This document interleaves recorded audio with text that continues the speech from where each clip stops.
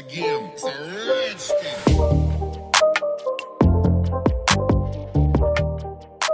Welcome back, Mim.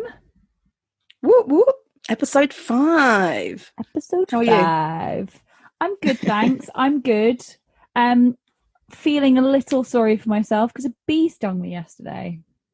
I swear you're always getting injuries. If you're not like falling over like bikes or like busting a tit or something. I am quite clumsy, but I feel like this wasn't my fault. But yeah, so my one of my calves is feeling a little larger than life. Oh my god. Did it actually swell up? No, but it just when like I guess poison or whatever it is sort of like spreads, it just feels very hard. Oh, like a mosquito bite sort of thing. But like that area. A wider spread, I would say.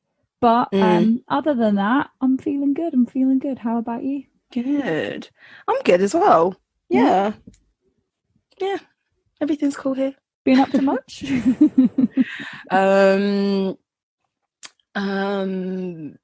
No. as is life these days, as is life. I know. Yeah. Oh man. Any updates on your spending, Mim? Oh, okay. So are we starting with a Mim's corner? We can start with a Mim's as you like to put it. I haven't bought anything, but the update is that my suit turned up, my brunch suit. Yeah. Tried it on today. It's nice. It's really nice. The only problem is like the jacket fits perfect, really nice. You know, I'm really happy with it. The matching trousers, obviously I bought it not because I liked the trousers, but it's just like it matches the jacket sort of thing. The trousers aren't lined, which is really annoying because then you get like... And they're velvet. The jacket seems... No, that's a different pair of trousers. This is the... Sorry. This is the suit. This is like the, you know, which means that like the suit jacket has more of a white opaque colour and the trousers looks like my skin is kind of coming through. Yeah. In regards to the other trousers though, the velvet ones, surprise, surprise, Mr. Big doesn't like them. Doesn't pretty much like anything I get or anything I wear. He thinks they look hobo. He was like, you need to wear something that will... No, I get this all the time, don't worry. I get nothing but insults about my clothes. So, you're doing something right. Yeah, but yeah, I still like them. I will be wearing them, just maybe not around him. Nice. Yeah. So you feel fulfilled?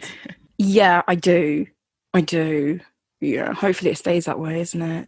It's not really about the first week, is it? It's more about... It's 3 months in when you're shaking on your bedroom floor because you want to buy that new thing from Zara. Yeah. So anyway, we can get into it. Nice. Well, this is Style Over Substance, in case you didn't know what you clicked on.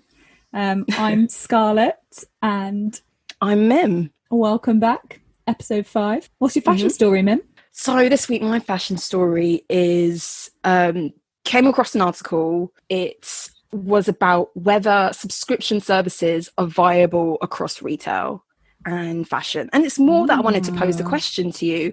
We were on the train going somewhere and there was this, it was an advert. I can't remember if it was on the train or if it was on like, you know, one of those like Instagram sponsored posts. I'm just going to say Mr. Big because to be honest, I don't really want to mention him on this podcast. I like it.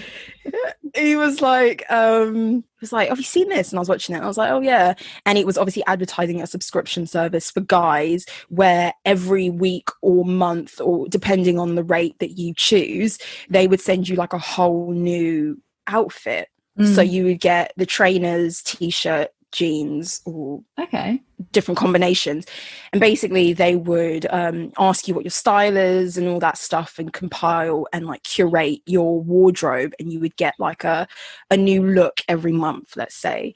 And so Mr. Big was like, oh, who would do that? And I was like, that's actually a really big like growing thing at the moment. Like you have like other companies like Stitch Fix who are seemingly, as far as I know, doing quite well. And I guess I said to him, like, I think it's for the person who maybe has a very simple sense of style or wants basics and they can't be bothered to go out and search for it and just wants something, an easy service. I don't know if it's for the person who's a bit of a fashionista and has like a very particular style. I think subscription service might be a bit of a hassle. I don't know. What's your thoughts? I don't know. I've personally never like been inclined to do one, only because I'm quite specific with clothes I like. It's not about necessarily quality, but over really weird things. I think maybe having worked in like sort of creative stuff, like I'm really funny about prints. I'm like certain things like I'm really particular over.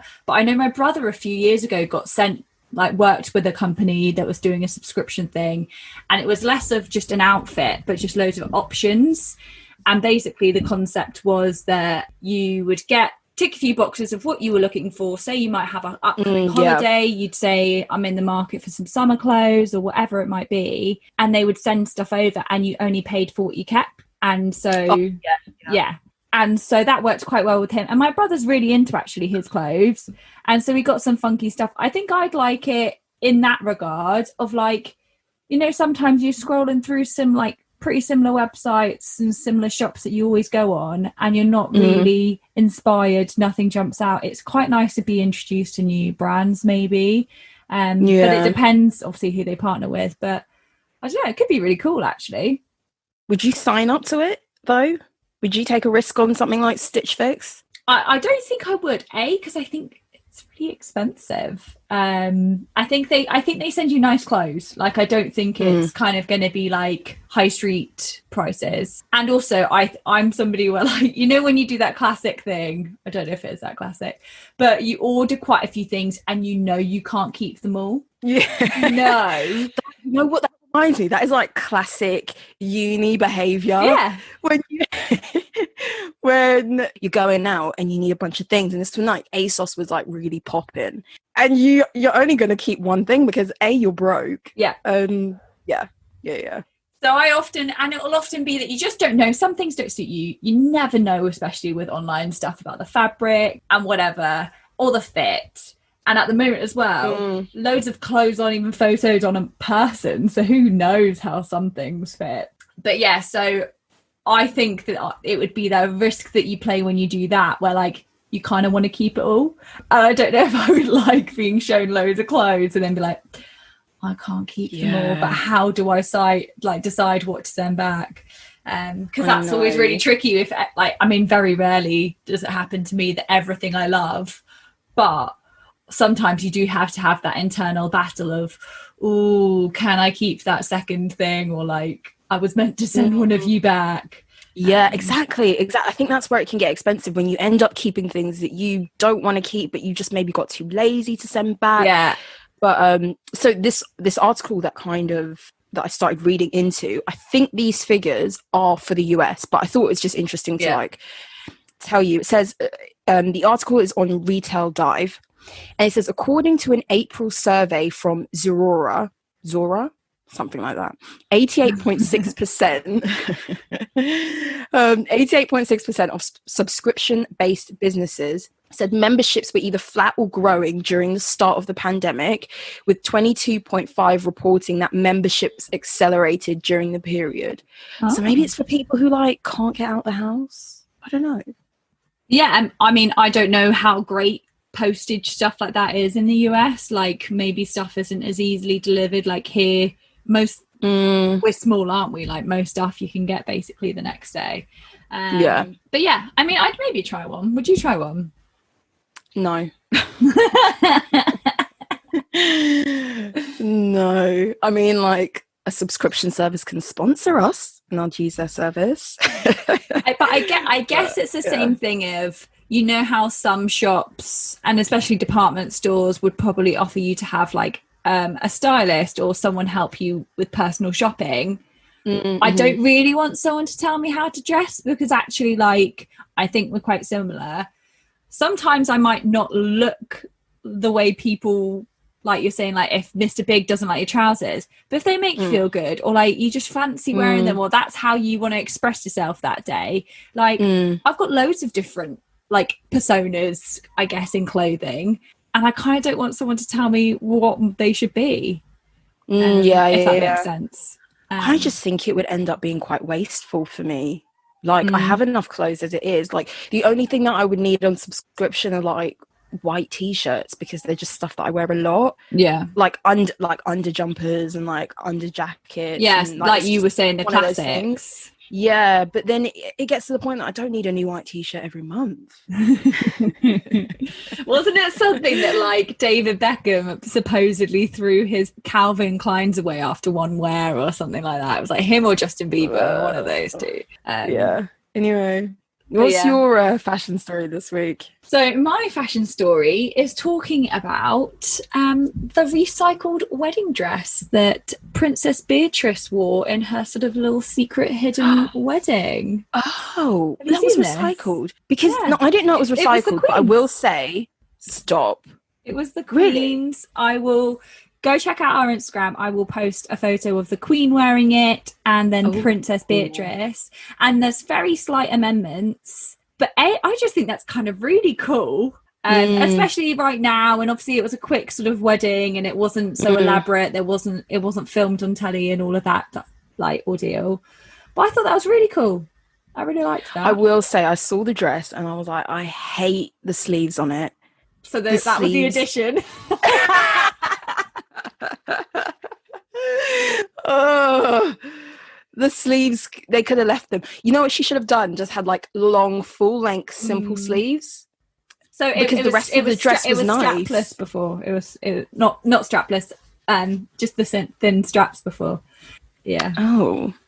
No. Yeah. But I just thought that was. I also think like obviously we think highly of her, I guess, because she's the Queen in terms of like, wow, what a privilege. But I guess that's also kind of like Hanan. Yeah, exactly. Yeah, it's your gran, isn't it? Still, like, what a privilege the Queen has lent you a dress to wear. I think that's kind of cool. But the Queen lends like all the women who are getting married like tiaras. Yeah, so she wore the same tiara the Queen did on her wedding day as well. Yeah, which I think is quite special.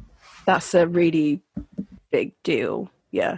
Yeah, no, definitely post those pictures, because I haven't seen the Queen wearing it. That's a surprise to me. Yeah, cool. Yeah. Well, so I thought that maybe that's a trend we'll start seeing a bit more. I'll hit up the Queen when I get married. I think it's supposed to be your own nan.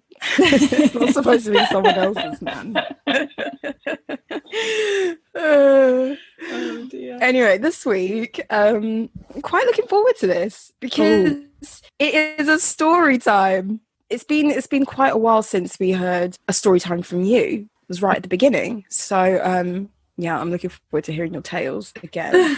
Go ahead, take it away. Okay, so I think it was maybe episode 3 that I mentioned that I coined the nickname Scarlett of Swarovski at one of my companies. Russian princess. I am the Russian princess. So yeah, I was going to tell the story of how that came to be. In part of that, give a bit of an insight into sort of the design process that came with it, which is obviously how it came about. So it was a while back, and we were designing a collection, and so the initial stages would be that we would design all the new shapes for the collection and send those out for our factory to start working on the first prototype. And this was for your, sorry, just for clarification, this was for when you were working in leather goods? Yes, yeah. Okay.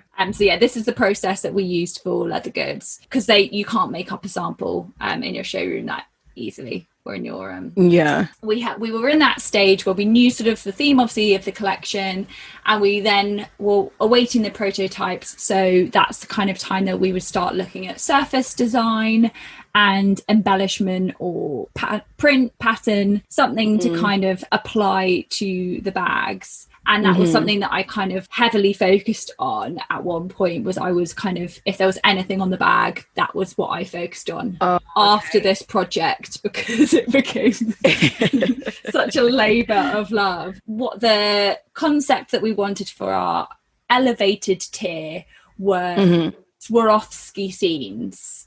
So we were going to create images out of Swarovskis. And I don't mean like a full portrait, but like a little like some meadows. it'd be Like a like hill or someone something. walking their, like a little like animated, like someone won't be walking their dog, like the sun in the sky, like someone on a beach, like okay. a turtle, like Yeah. different, like little scenes a bit like that. So the start of this project was just putting together and trying to obviously create scenes or things, animals, people out of the different would, shapes like, of Swarovski. Would you or someone else sketch an illustration or a scene or an idea, and then it was about you taking that and being like, how in practice will this look with the Swarovskis, with the stitching or whatever, what we have at our disposal? How will that look on the bag and the panels and everything?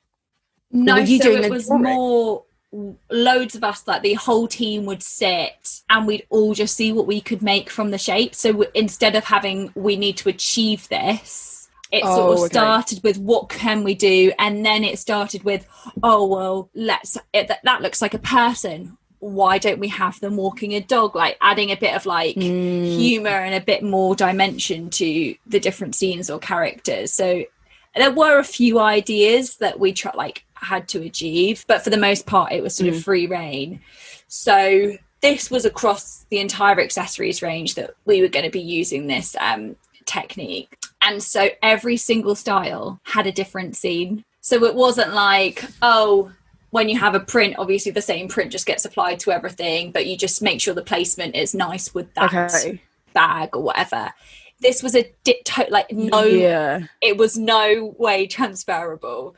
So not only did then we have to apply everything onto each of the styles, figuring out. So it was like each style. Sorry to cut you off. No. So each style, we're talking about like each different silhouette of bag. Yeah. For the top tier. Mm-hmm. You know, pieces that you're not going to do massive runs of. You're just going to have maybe like 5 or 6 of these pieces per style, per color, let's say. Yeah. And so you had to come up with like a different design. These people walking their dogs and walking their turtles. Yeah. But for like a different design on each silhouette, basically. Yeah. Yeah. Okay. Yeah, cool.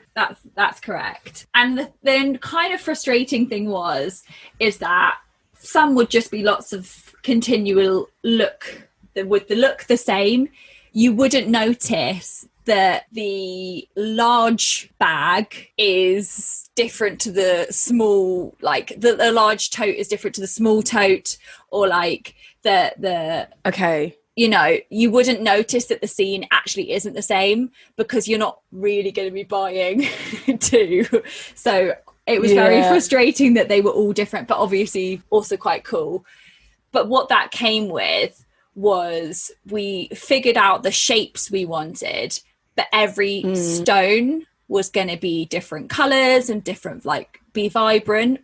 So then the most painful process of all ensued, of not only knowing all the stones we had to order and what size. So I became very familiar with the Swarovski catalogue, or as I like to call it, the Swarovski Bible.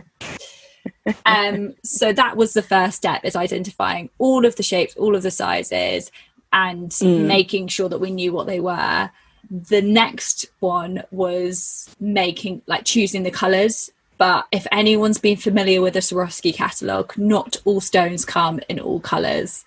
So I spent the entirety of like my time just going, can't have it in that colour, can't have it in that colour. And obviously we had a colour palette we were working in the terms of the Swarovski colour card. But it was just a labour of love of saying, can't have it in that colour, that only comes in this. Did you feel like a gatekeeper of like Swarovskis? Like it was, I felt like I was like their spokesperson, you know. I can't give you that, but I could give you like golden, like shimmer opal, golden sunsets. Oh my gosh. And I started to sort of know, but the hard thing was at one point I was like, maybe I need to tell you what colours are available. But that exercise, I mean, it's in the book for one, but that exercise just would have been so painful to try and like articulate to them all. So once we finally had that done, we then had to place that order with Swarovski. And it granted, like, remember, this is also just for sampling, so this is like 1 or 2 of each of them, but the amount of different stones. So imagine how annoying it is for Swarovski that you go, I just want 5 of that triangle, like, but each of them are in a different color. Like, you know, normally that's obviously everyone has sampling quantities, but like, we were really annoying. And but then they come like, back with like, sorry, go ahead. So also, like, obviously this is Swarovski's business, so any business is good business sort of thing, no matter how annoying the request is, because you're still paying for it. But at the same time, like, you might order 30 stones, all different colors, all different sizes. They come to the office. Do you have to then like play around and try to stick them in placement so that you know how it's going to look and send that across to the factory? And then it's like, what if you lose one of those stones? It rolls off the table and you're like, shit, like, now I need to place an order for one fucking Swarovski. No, so you always order that little extra 10% for like working room and stuff like that. Oh yeah. But then you had to make sure you ordered a case for all of them, and also some of them you had to specify the backing of the stone, because some would come maybe as a hot fix, but you need to specify that it was a gem. It was a lot. But then Swarovski would come back with, actually, that's out of stock at the moment. We've got to go back to the drawing board of like choose and check what bag actually had that one on to change and see what color would look nice there. And it might not be a blanket answer for all of them. It was just painful. But moreover, we then had to do a pack of instructions for our factories to apply this. And I tell you now, if you imagine one of the bags was just absolutely covered the whole surface area with different scenes or different people or different dogs, different whatever, I would estimate there were maybe like 20 people, maybe not, maybe like 15, like different, what we would call a different character or whatever, that had at least 10 to 12 stones in each. So we'd have to break it down and tell them what comes what. So imagine they just get this Swarovski delivery, and like you said, they just got to then figure out what stone goes where. They might have guys, 3 triangles in Were you red, not sending yellow, them pictures? Blue. Yeah, but we didn't have them mocked up in the correct colours. So they had like pictures of like our little figures that we'd like put together on a table. But yeah, it was absolutely mental trying to sort it all out. That sounds horrendous. And so then when it came to properly sorting the bags, and to be honest, first time around, like, it didn't take long. There wasn't much back and forth of deciding the design. It was pretty much like it was a one-shot thing, but it worked out.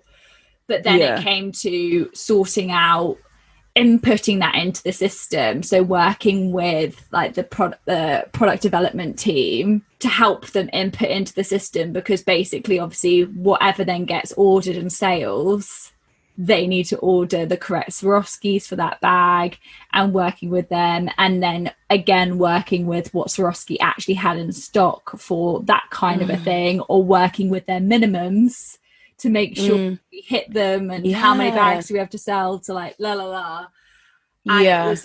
it was bonkers. A logistical nightmare. Because they would say, oh, what's that stone? And I'd literally be like, that's a 422, like in the colour Paradisco, like blah, blah, blah, blah. And they were like, whoa. So, yeah. And so, again, if customers maybe, like, we had to have a little storage of extras and provide a few extras because they would be prone to fall off. Obviously, you're not meant to vigorously use this bag. But, yeah, it was just like, it was crazy. I just knew that catalogue so much. So in any place do you have that?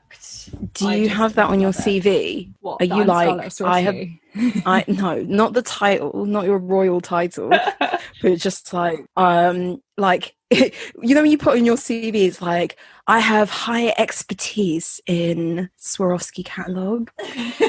Like, very familiar with the Swarovski catalogue. I really enjoyed working on surface stuff because it's a very specific thing. There were lots of elements we had to do to make sure that the Swarovskis all sat at the correct level, because some were thicker than others, so we'd have to like engrave into the leather to make sure it sat into the leather and didn't stand out too much. It was mad. Oh my God. I think that's so interesting because, like, for someone who doesn't work in design or doesn't work in leather goods and things, like, a lot of fashion is logistics it. It's like, for example, in merchandising, it's all about the availability of something and how long the availability can last, so that you can make the most amount of money you can on something. And then to some extent, some pieces are meant to be exclusive and meant to sell out. And how you get stock, like, for example, how you get Swarovskis, how you get enough to the factory for them to make something, and if that gets delivered on time so that they can deliver, like, it's like back to that bag panels in India story. So they can come back on time, for something to be available, for you to sell it. It's so much about logistics. And I think a lot of the time people who maybe don't work in fashion get hung up on it's all about design, and it just is. It's just not really. It's definitely not. And even like, I think, I wanted to kind of share more of the insight into the steps of it to kind of like explain that once the design's done, that's actually like kind of the smallest job, or should be in a lot of places. And you will continually maybe alter designs and stuff like that. That's naturally part of the creative process. But most of the design cycle would be creating a technical pack and instructions for the factory to create it, amending comments on how the prototypes look like, or doing a placement. So again, like, we had to have an exact placement. We had to know every bag pattern to be able to place the design exactly, so that the factory had like almost like a stencil that every single bag, it would be placed in the right place, like that. And then it has to be a certain amount away from the seam to allow that the foot of the sewing machine can go on. If you apply hardware, to make sure there's enough space for the machine to clamp the heart, there's so many like logistics. And I actually loved all that. I loved like the whole technical side of it. There's something really satisfying about all the instructions. But I remember because simple. I used to work in leather goods as well, really like commercial brand. So they used to have a lot of the same silhouettes season after season, but obviously they used to come out with new families of bags, the small version, the tote, the whatever, the briefcase version, all of that. But I remember when we used to plan for what would be coming next season, and the CAD designs that you used to see are horrendous. They do not look anything like the actual product.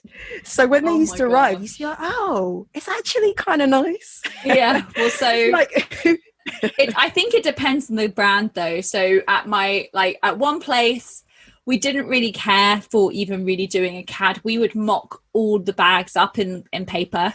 We would make them in card, and you would physically know the exact dimensions, and you would properly do a prototype, and we would send that to the factory today, and it would show them the construction. We would have done it with like staples or with double-sided tape. We show them the exact construction, the dimensions, how we like it to look, so that we're not super surprised when a prototype comes back. But then in one of my last companies, we would have to like render the bags to look so darn lifelike. It was crazy. So actually you'd get the bag, and sure, they look different, but like you basically made it look as lifelike as possible, which took so long. And if you think, they used to want to do that before even signing off the collection. So you have you've like, say you've chosen like 50 colors. Well, it wouldn't be 50, it'd be like 20, but you're going to maybe narrow it down. You would have to do every single option with every hardware color you potentially use to show in this like lifelike form on the painful. Because I guess in like those who have to sign off on new designs and new ranges aren't necessarily in design. They might be in like merchandising, it might be your so CEO, right. it might be your like finance. Like, is this going to be too expensive? Is this going to be detracting from our overall like business strategy? So like they have to know what you're talking about. These are not people who are necessarily designers. But and it definitely helps with that. I have to ask because obviously Swarovski tries to position themselves as like we're like the fancy like non-real gemstone. I don't even know because it's like simulated gem. Isn't Swarovski? I'm not sure. I really should know this, being Scarlett of Swarovski. I know it's very premium. Like it is. Yeah. Immediately, if you say Swarovski, it has an acclaim. It holds anywhere I've worked. Like you use Swarovski, like in couture, you use Swarovski. Like that's kind of the peak of that sort of embellishment. And there are other brands who do similar. Obviously, it's kind of like it's branding, isn't it? So it's kind of like to be able to say it. It's like you don't want to say you've got a bedazzled bag. You want it's a Swarovski bag, but then obviously you've got to make sure it's Swarovski. As someone who I have never worked in design, but from what I understand, Swarovski is not a real gemstone, but the way they simulate their stones are like they're multifaceted. So they shine more, they're more brilliant, the color's more intense. Like technically they try to be as glittery and fancy as possible. But I mean, because they try to position themselves as premium, and if like you got Swarovskis on something, it's like a more expensive version of the plain version. Are they actually that expensive? Yeah. To buy? Yeah. Like not one or two, but if you're embellishing an entire bag, and it depends on, it's like this, it's the same I guess when it comes to jewels. The larger and bigger they are, because like you said, they're cut really well, and that's what gives it the glimmer and the shine, and you know that sort of there's artistry and technique in that. But if you think maybe you've got a bag totally covered in it, or you've got a dress that's embellished to the nines with Swarovski, that's when it sort of adds up. And also you've got to remember there's that like markup as well. So it is expensive. Like I think these bags, so the regular plain leather version would have retailed for like $750, and the Swarovski one was over £1,000. Yeah. Like I think it was maybe like £1,200. Like it made quite a difference. Oh, because I know you can get Swarovskis on like your nails. Yeah. And then I'm so like the smaller you get, the much more like, I mean, like they could be like 30p per thing or not even, but obviously the bigger it gets, and 30p is still quite expensive if you think about I mean, it. if you got one on your finger, I reckon that wouldn't be that much, but because also they that would charge be you like £1 a stone in the nail shop. Yeah, they got to get them. I mean, but like even a wholesale price, 30p a stone. Well, I don't know. I'm pulling that figure out of thin air. I thought you were their ambassador.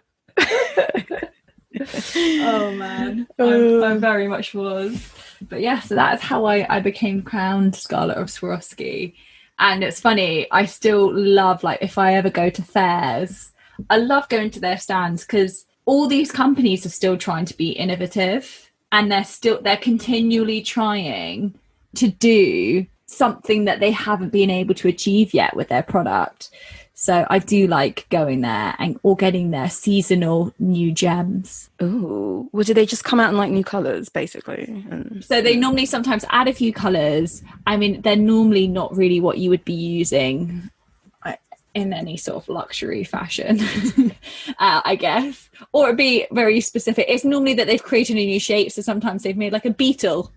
Or they've got like a new shapes. It's normally different shapes or finishes. So they've got a foil, or they've applied something to it that glitters, or it's not normally. I mean, it's funny because Swarovski is not really part of mainstream trend fashion anymore. No, I mean, I remember other than when like it was what really is it? Cool. Yeah, like isn't that brand Philip Plain that always has that big old skull in the store? And it's like covered in Swarovski, and all their jackets have like I'm pretty sure it's Philip Plain. Someone can correct me. One of Are our you not listeners thinking can it's Alexander McQueen? No, him as well. Oh, but yeah. Philip Plain is also like, the thing is, they have, it's just like gaudy, you know, like, Yeah. don't get me wrong, I love glittery stuff. I love all that nonsense, but I don't really wear it on my clothes. It's more like an accessories thing. Yeah. But I mean, I remember when I was younger, my main knowledge of like Swarovski, or the thing I used to like come to mind with Swarovski, were those figurines. I don't know if your parents were ever gifted like a Swarovski figurine. So like my parents would often be gifted, like, I think they've got like two snails that are made out of like whatever the Swarovski is. It'd be two Swarovski snails like sat on like a leaf, or like we've got a Swarovski monkey in our house. Or my parents' house. I know what you mean. Yeah, yes, I've seen these. Yeah, so that's what I associated with Swarovski. It was like ornaments. Didn't even know those were Swarovski. I'm not gonna lie, I didn't know. I just thought, I didn't even know they were Swarovski crystals as such. I thought they were just glass. Well, I guess that's what they are making it all out of. Glasses, like with you can make it like with different pressure, can't you? And stuff. Yeah, actually, you got a point. But yeah, so that's what I always associated with Swarovski. I'm personally not a super blingy girl, I must admit, but yeah, I did enjoy that project, I will say. And I do have one of the bags. So yeah. Ooh, that is a perk. I think we probably need to do an episode about like working in fashion, sample sales, and like free shit that you really don't need, but you have it. Oh my god! And you would never the probably fashion own perks it for sure. Yeah. Anyway, yeah, great story time, Scarlett of Swarovski. Thanks for tuning for another week, guys. Thank you for the love and the support and the follows. We're on all podcast channels at this point and on YouTube. So follow us on Twitter, on YouTube. Rate us on Apple Podcasts. 5-star ratings only. Don't bother with the other numbers. It's all about the fives. And leave us a written review, because that's really nice and really helpful for, you know, the algorithm. Yeah. Is there anything else you want to add, Scarlett? I think that's it. Follow us, like, subscribe, whatever it is. Just hit those buttons. Okay, well, I've been Mim. And I've been Scarlett. Thanks, guys. Bye. Bye. It's not a game. It's a